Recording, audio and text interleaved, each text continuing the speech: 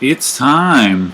I don't know about you, but this is my last class before our little break, so I'm ready to get right down to business. I apologize for not having the tests graded um, all week long, but they are. I just finished grading them right before class. I haven't posted the grades, but I'm going to do it right after class, just so you're not tempted to run over there and look at them right away.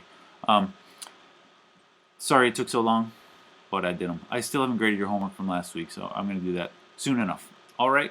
But for now, let's talk about the mean value theorem. So this is the one about if you have a closed interval or a differentiable function and a closed interval, then the slope, the average slope across the closed interval, which is that dotted line, there is an interior point inside the interval where the slope at that point, the derivative at that point, equals the slope of the dotted line, like that. This is what the mean value theorem says. Actually, the mean value theorem is not so difficult to prove based on some other facts that we have, but actually, we're not going to prove this mean value theorem directly. I want to talk about, first of all, a baby version,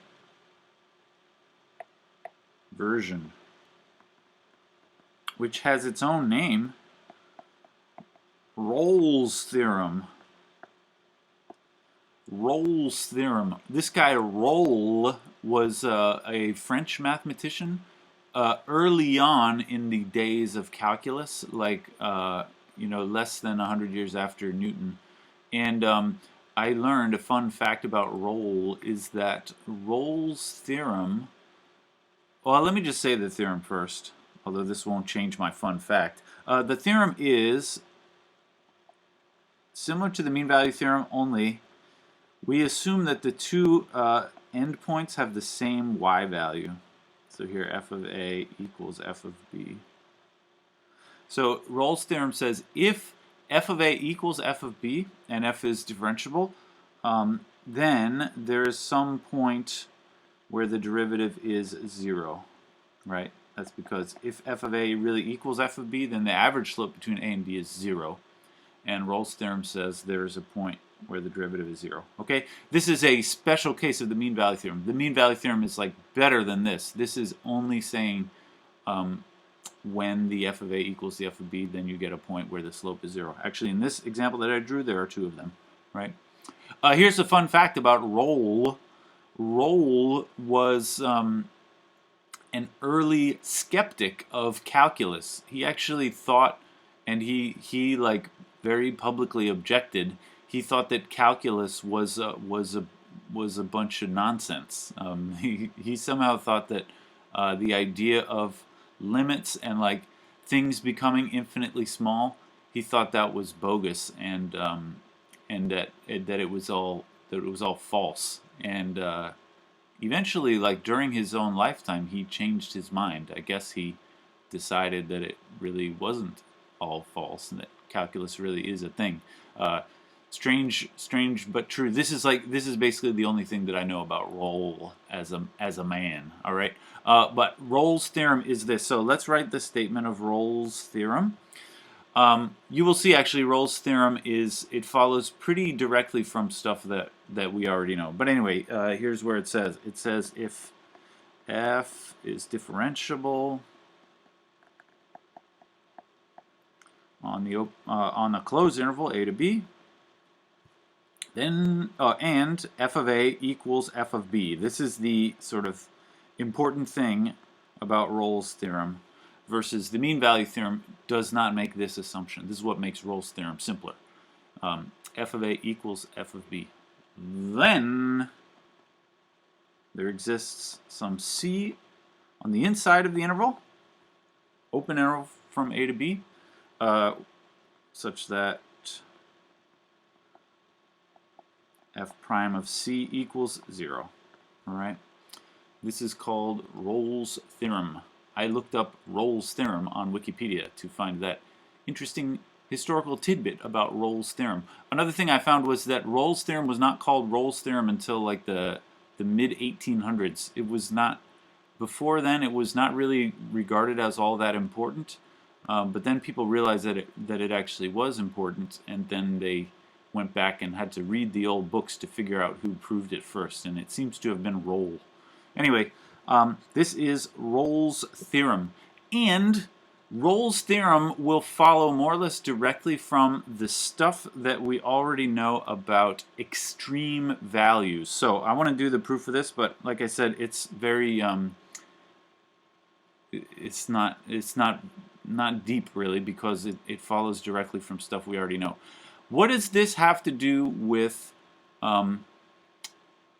extrema, maximum and minimum values? So one thing we can say is, since AB is compact, this is something we talked about a long time ago, that the extreme value theorem, the theorem that says you always have a minimum value and a maximum value, like an absolute maximum and an absolute minimum, that will be true as long as the set is compact, right? I told some silly story about the Great Wall of China in regards to this theorem.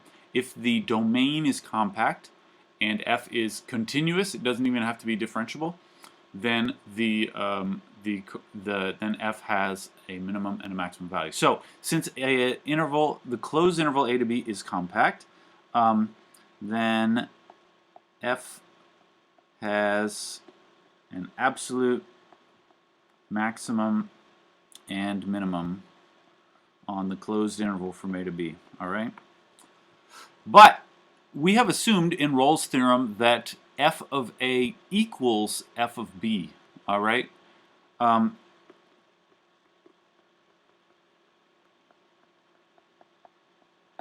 think that means that actually the absolute maximum or minimum, in fact, they do not both occur at the endpoints, right? If the two endpoints have the same value, then those cannot be both the maximum and the minimum. So f of a equals f of b. You know, you could look at like this picture here. F of a equals f of b. Is it possible that the maximum value of the function overall occurs at one of the endpoints? I don't think so. It better be in between, unless like the function is just going straight across this whole time. So I'm going to say f of a equal f of b, so either f is a constant or the minimum or maximum occurs inside the open interval a to b, right? The only way you could have the minimum and the maximum both be on the endpoints, like in a typical example where the min and the max are both on the two endpoints, would be something like this, right? Here the minimum is on the left endpoint and the maximum is on the right endpoint. But if the two endpoints are equal, then you might have the minimum is on the end, both ends, but the maximum is in the middle. Or you could have the maximum in the middle and the, sorry, that's what I just said. Or you could have the maximum on both ends, but the minimum in the middle. That would be like this. Smiley, right? But you can't have the minimum and the maximum both be on the two ends, right? One of them has to be on the inside, unless the function is just straight line the whole time. All right. So there are two possibilities, right? Either f is a constant, that's possible, or the minimum or the maximum occurs inside the interval. Now, either case is simple, so I'm going to just address the two cases together. If f is constant, then anybody want to suggest how we can finish? Remember what we're trying to demonstrate. There is some point on the inside so that the derivative is 0. If f is a constant function, can you somehow get something like this? What are your thoughts?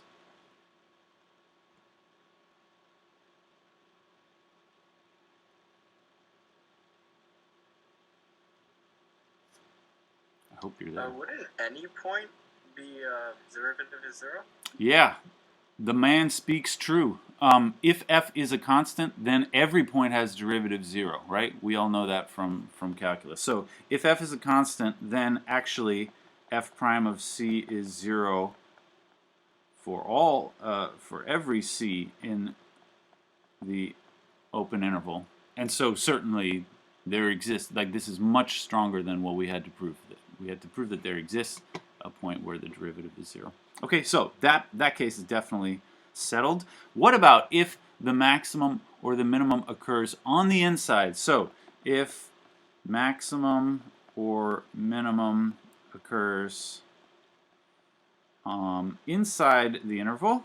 Now this is a theorem that we talked about last time or the time before about local or relative extrema. If it's not on the endpoint of the interval, then it must be a place where the derivative is 0. That was a theorem from I believe it was last time or maybe the time before.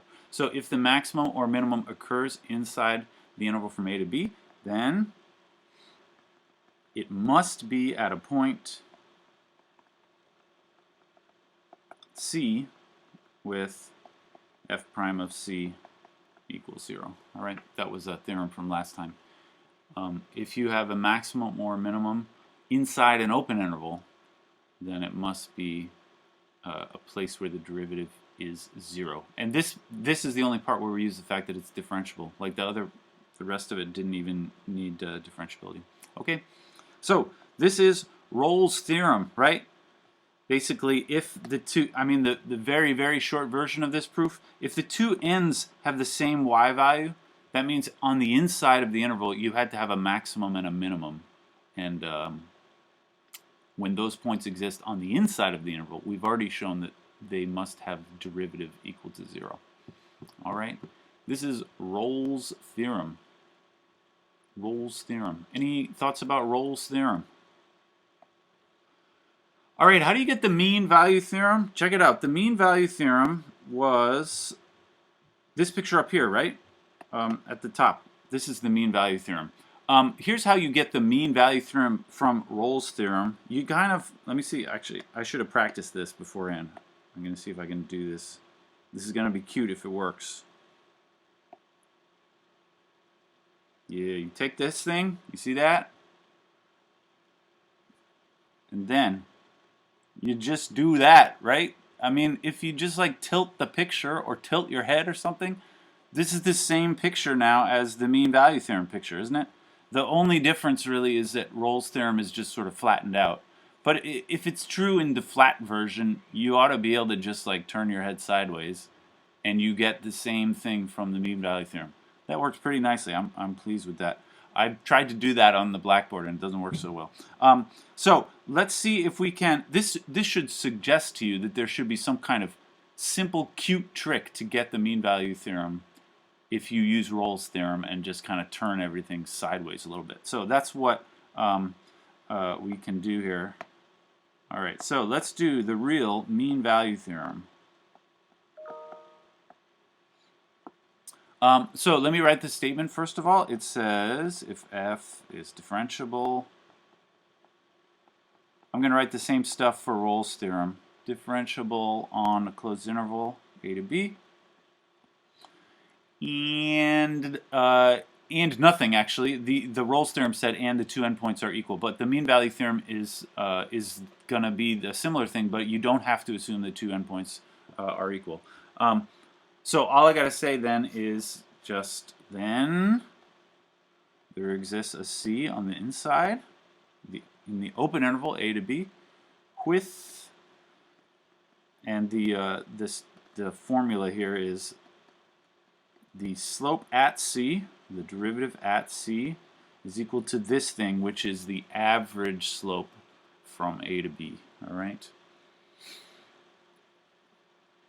Okay, so how we demonstrate this? The trick is you basically tilt the function and then use Rolle's theorem. So the proof is, you know, what I did up here, I tilted the Rolle's theorem and said, doesn't that look the same as the mean value theorem? But you could actually, maybe a little more accurately, you could tilt the mean value theorem picture. Whoa, I didn't expect that to, well, whatever. You can tilt the, come on. It's not working. Oh, there we go. Can I do it? Oh, there we go. You can tilt the mean value theorem picture and then use Rolle's theorem. That's the strategy that I'm going to use here. Okay, maybe that wasn't worth it. So here's the proof.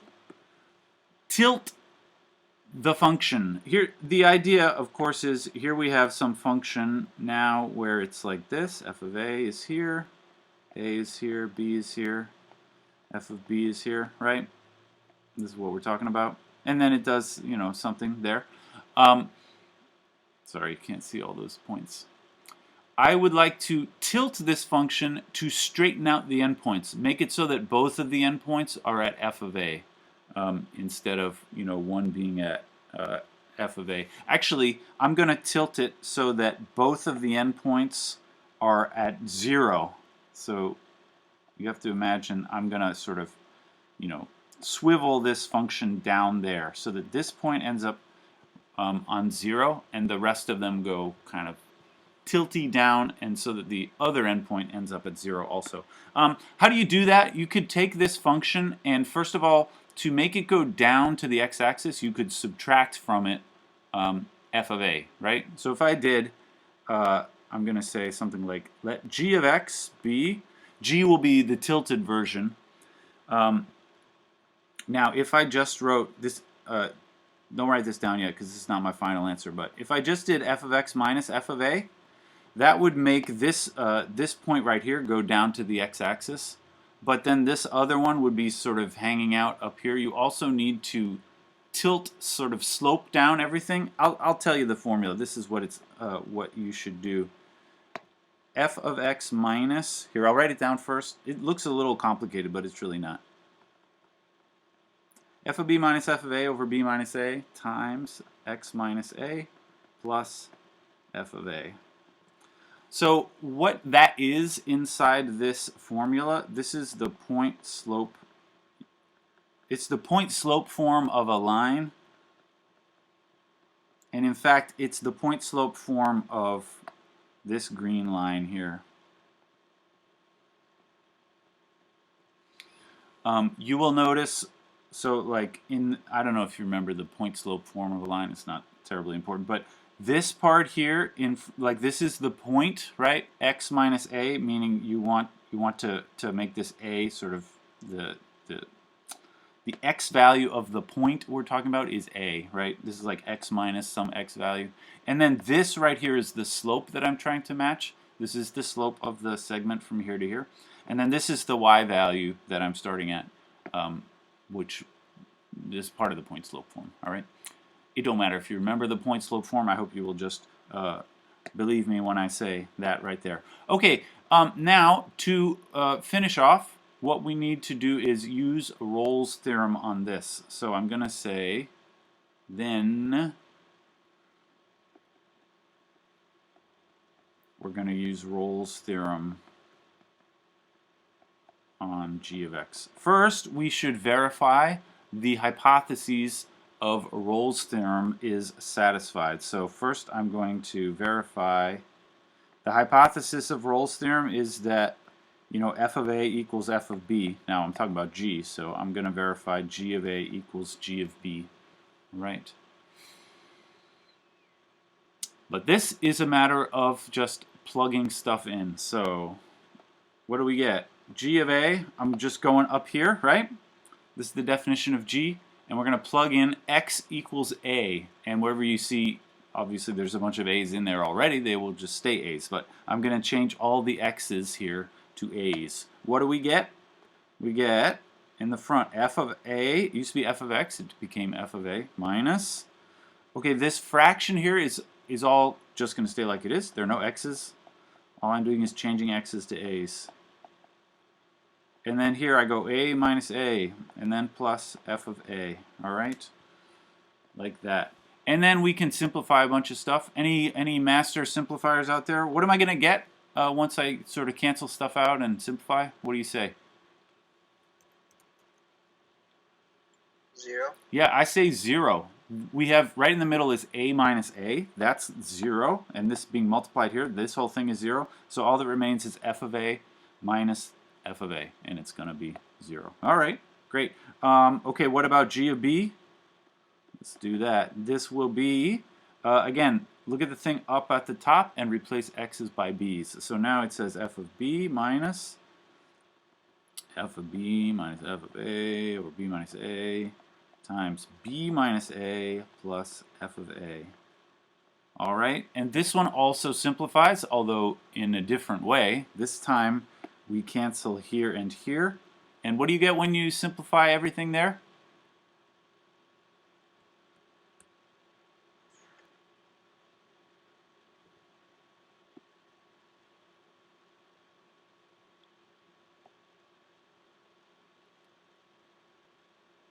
F of b.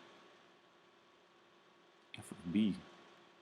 Well, in the parentheses, and then it would be f of b minus f of b is 0. Yeah, right. Everything in the parentheses, yes, simplifies just to f of b, right?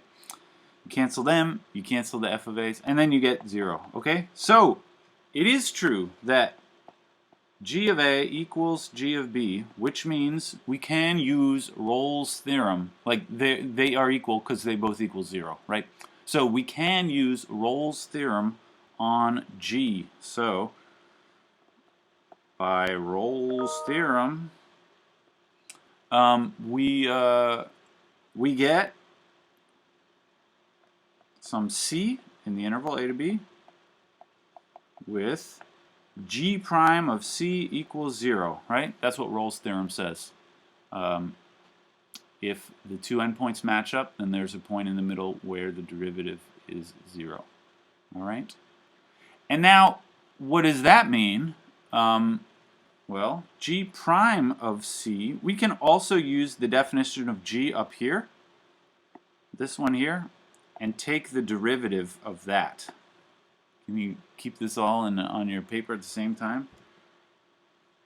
I'll say, but g prime of x, you know, I want to talk about g prime of c, but you got to take the derivative first and then plug in the c. So what do you get when you take the derivative here? Well, first thing I see up there is f of x, so that's going to become f prime of x, because that's the derivative, minus, and then I have these big parentheses.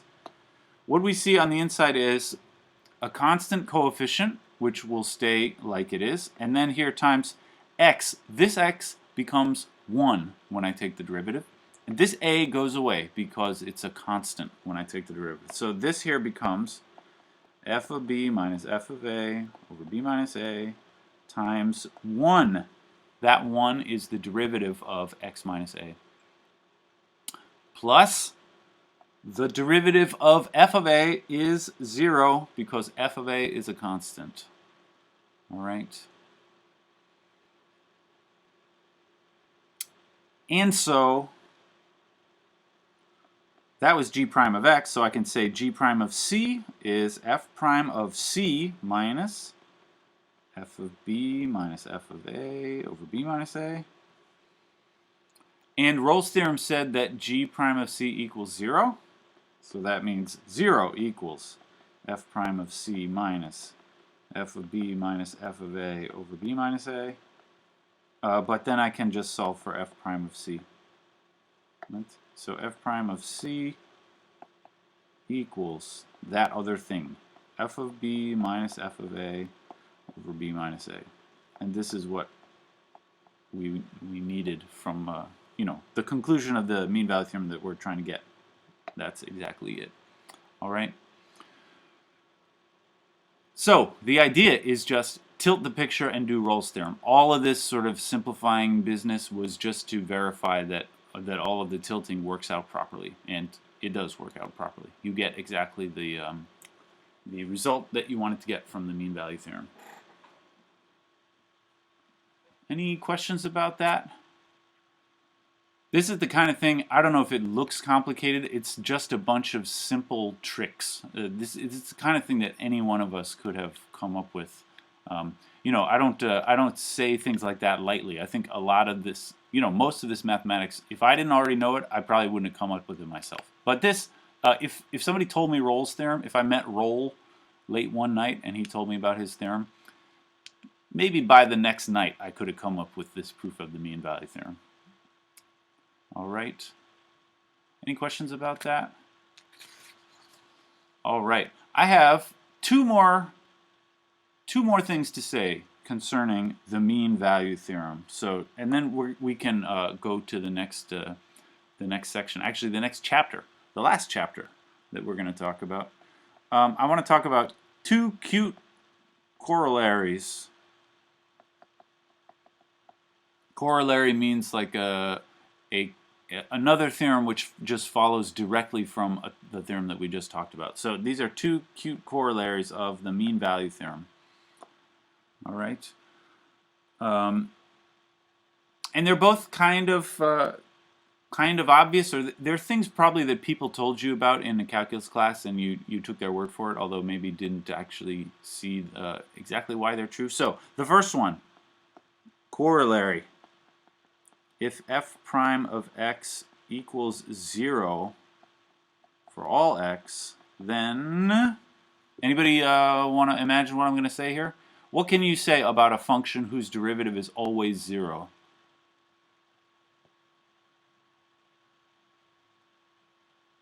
It's a constant. Yeah, then it's a constant. So then f is a constant. All right.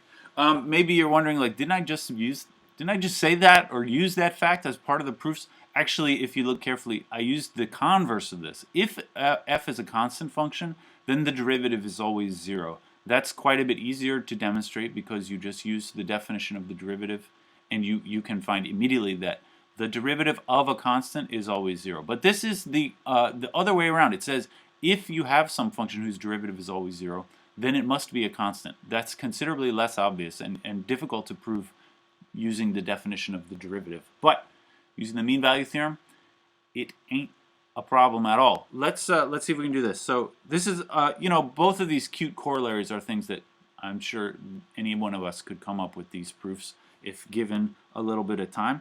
I'm going to do this for a contradiction. So for the sake of a contradiction, assume that f is not constant. And what that means is f, there are 2 points where f of a is not equal to f of b for some a and b, right? The two, that's what it means, like, to be not a constant function means that there's more than one answer you can get. So like it's possible to get 2 different values, all right? So the picture I'm imagining is something like this, right? If it's not a constant function, then somehow it has to go from one value to another, all right? Any idea what we're going to say here? I want to demonstrate that. Well, I want to get a contradiction, but from the fact that the derivative is 0. Like, is this picture even possible if the derivative is always equal to 0? You should feel like no, it doesn't look like the derivative is always 0 here.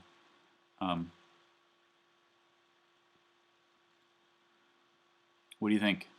This is a corollary of the mean value theorem.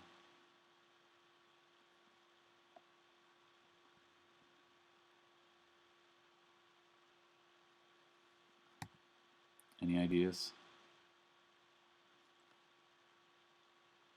I don't know how to prove it, but if the derivative is 0, then f of a must be equal to f of b. Like, it can't increase along the interval.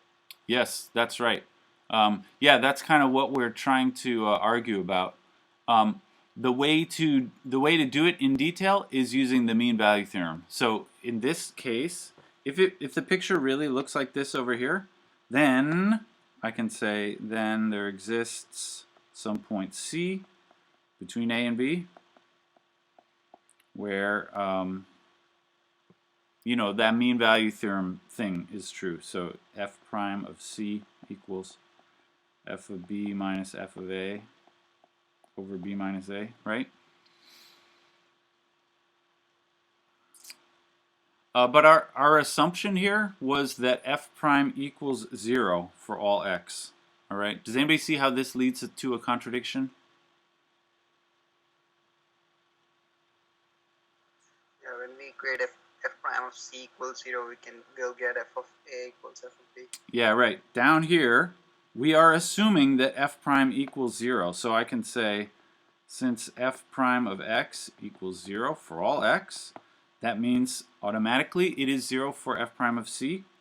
So it means 0 equals f of b minus f of a over b minus a. And so f of b equals f of a. And this is the contradiction, because we just said up here that they are not equal. That's the contradiction. All right. So this is how you demonstrate if the derivative is always 0, then it must be a constant. Because if it's not, if you get two different values, then the derivative must fail to be 0 somewhere in between. All right. Excellent. That was the first of the two cute corollaries. The second one is similarly the kind of thing that I will say it and you'll think, yeah, that must be true, just based on your knowledge of calculus. It says if f prime of x equals g prime of x for all x, then anybody, what can you conclude in this case? Here I'm saying I have two functions where their slopes are always equal. What do you think? How about this? Can I say this? F of x equal g of x. Is that true? Or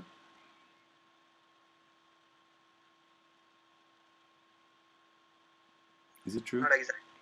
Not exactly. Yeah, can you tell me what I want to say something like that. It's true. That's not exactly true.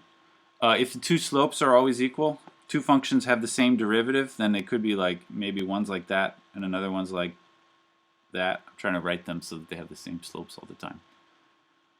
They don't have to be equal, but there has to be some pretty specific relationship between them.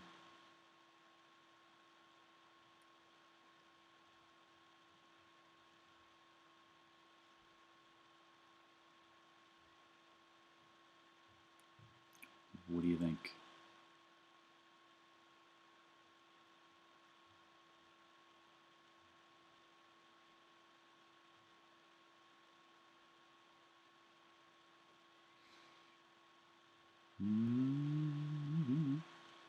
It could have constants connected to each of them.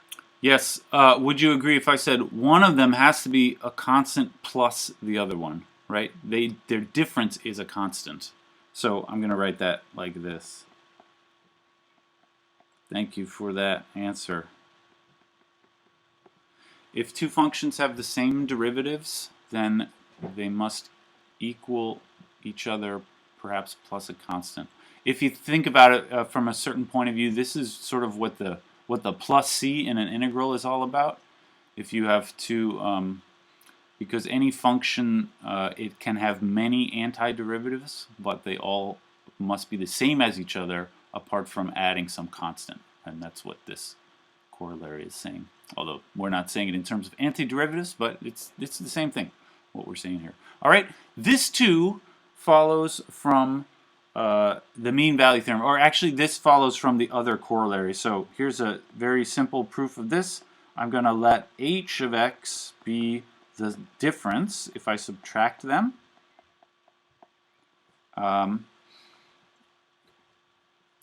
And we want to demonstrate really that h is a constant, right? Because that's really what if you just rearrange this right here, if you subtract them, f minus g, you're supposed to get a constant. So I'm going to say I want to show that h is constant, right? But you can take the derivative here. If f and g are differentiable, which that's what I meant when I said f prime of x equals g prime of x, they have derivatives and they're equal. We can take the derivative. What do you get? H prime of x equals, well, over here you just get f prime of x minus g prime of x. Since they're added together, they're subtracted. You don't have to do any special derivative nonsense, no product rule or whatever. And what can I do with f prime of x minus g prime of x?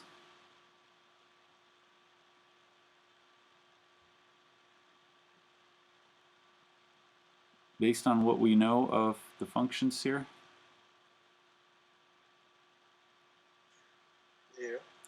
0. Yeah, it's 0. That's because we assumed there that f prime of x equals g prime of x. So when I subtract f prime of x minus g prime of x, we get 0. So h prime is 0. So h is a constant by the thing we talked about a few minutes before. All right? This is the second of the two cute corollaries. All of these things follow from the mean value theorem about derivatives and constants. All right? Any thoughts about them? Excellent. This is the last of what I want to say about the derivative. It hasn't been so long that we talked about the derivative, but there's really, you have done so many examples over and over again of doing derivatives in calculus that we don't have all that much more to say about it at this level. All right. Maybe I'll give you a brief introduction to the next section. You're probably going to forget everything that I say, but I'll give you something to think about. The next section and the last section that we're going to talk about concerns sequences of functions.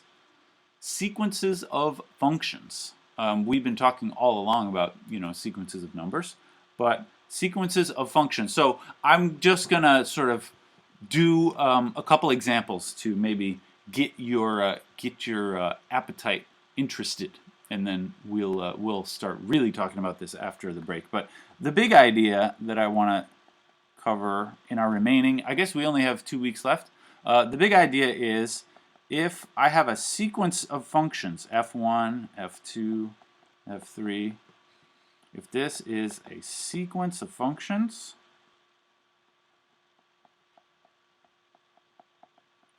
now, are you wondering, what does that even mean, a sequence of functions? Well, it means just one function written after another. That's not a weird concept to think of a sequence of functions.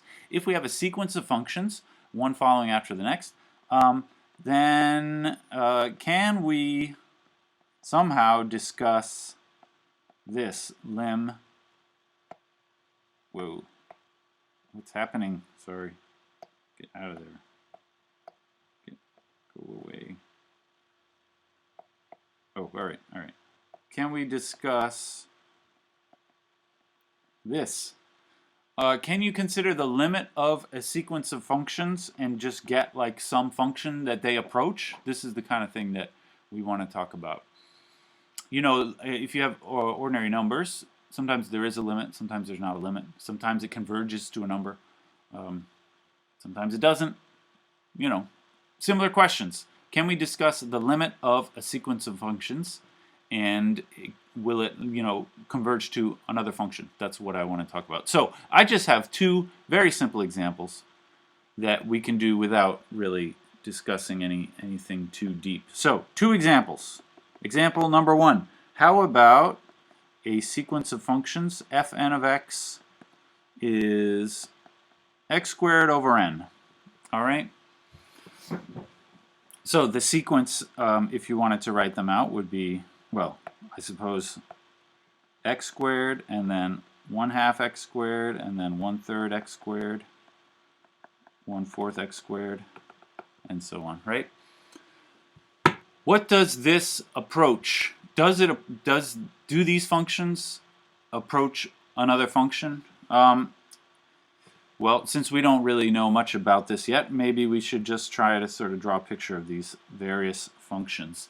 The first is x squared, which is everybody's favorite parabola here, going through the origin. The next is 1/2 x squared. What that looks like, what does that look like in terms of this picture here?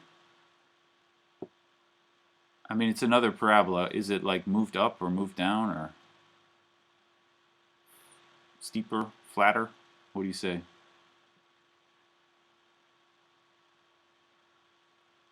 Move sideways?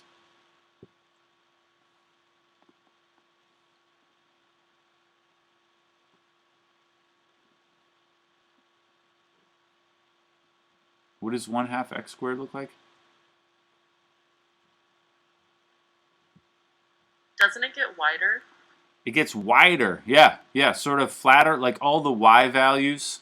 You know, like this y value here, instead of being up there, it gets cut in half. So it sort of widens out or flattens out, however you want to think about it, like that, right?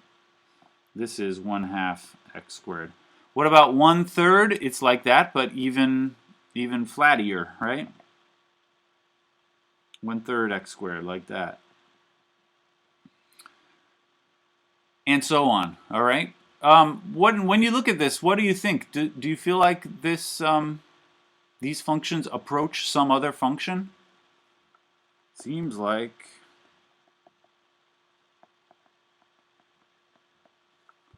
do these actually approach some other function? If I were to continue drawing these, they look like this, right?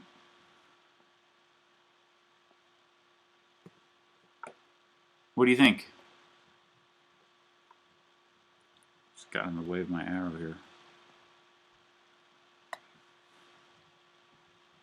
Is there like a single function that they approach?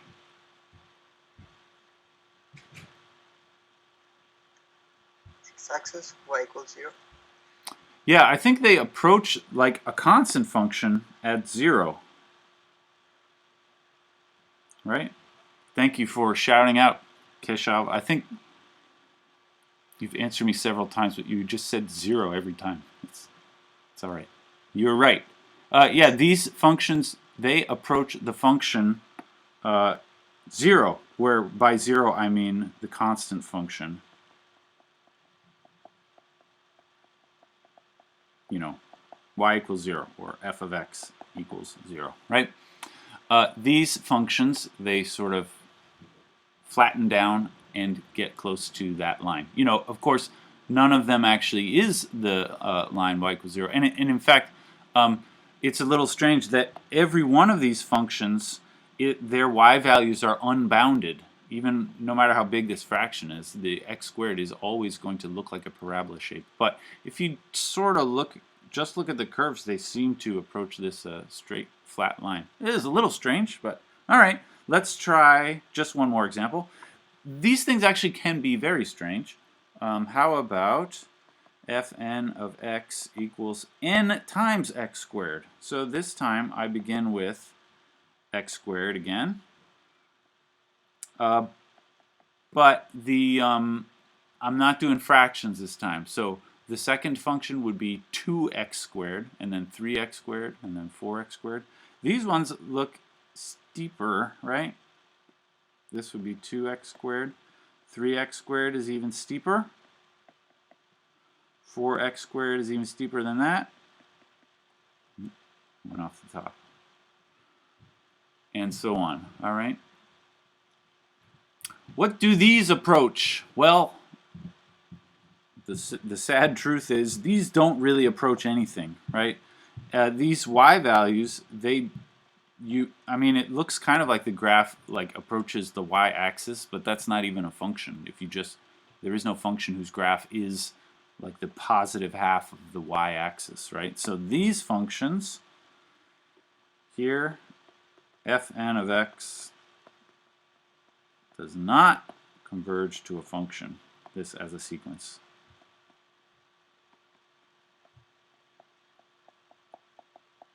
All right, but I will just say, even though it's a little strange, fn of 0 is always 0. You should feel like somehow this point right here is totally fine. Nothing weird happens with this point. But all the other x values, they don't even really have, you don't get anything from them when you consider the limit of these parabolas that are getting steeper and steeper, all right? So in this example, fn of x does not converge to any function. Even though at that one point, the origin does kind of converge. You might say that one point converges, but as a function overall, it does not converge. All right? This just giving you a little idea of what kind of weird stuff can happen. I think we got 5 more minutes, but I think we'll leave it at that, just since it's the day before break. All right. I hope you all have a good break. Don't get yourself diseased. Don't infect anybody else.